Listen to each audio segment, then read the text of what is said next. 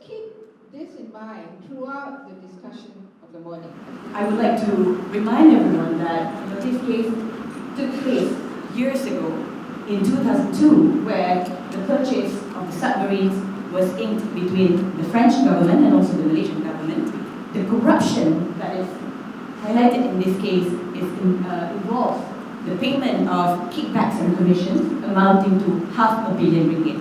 So where is the conflict of interest? I think in this case it clearly shows that the connection that Najib Razak had with Razak Baginda enabled Razak Baginda to enter into the contract and also to get payments of kickbacks and commissions amounting to R500 million to a company set up by him called Perimeter. And what is shocking is the fact that UMNO was the biggest beneficiary to receive the illegal commissions and kickback emanating from the purchase of the two submarines called Scorpene. How do we know about all this? Where do we get the facts to demonstrate conflict of interest, which eventually leads to corruption? So Suaram, in 2009, Suaram is a human rights watchdog, filed a case in the French court to request the French authorities to initiate a proceeding, a preliminary inquiry into the Scorpene submarine deal, because we failed to get answers from our politicians back then. So in 2009, Suaram lodged a report. I was involved at the time with Cynthia Gabriel.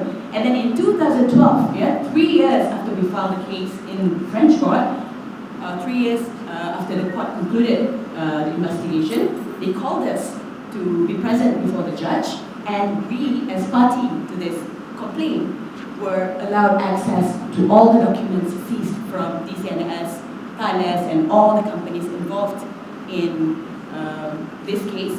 And all these facts are derived from the documents that were given to us in 2012. So I think a few weeks back, 2 French lawyers representing Suaram for this case came to Malaysia, so we managed to bring them to see various authorities. We also met with the AG. So we are telling the government of Malaysia that, we know that this case has been ongoing for so long in France, and we want justice to also be done in this country.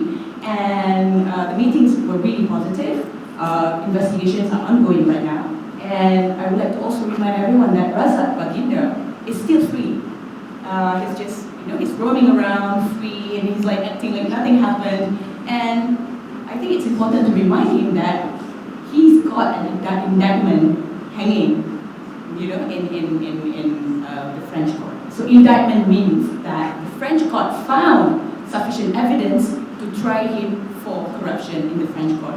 So I think the MACC also has power to initiate investigation because this case was committed in France, and also it's connected to what's happening in Malaysia. So now I think we all should hope that those involved, including our former Prime Minister, will be charged soon, because the evidence is just compelling. It's just a matter of writing to the French authorities to get all the documents transferred to Malaysia, and then we can get justice and maybe find answers to our questions.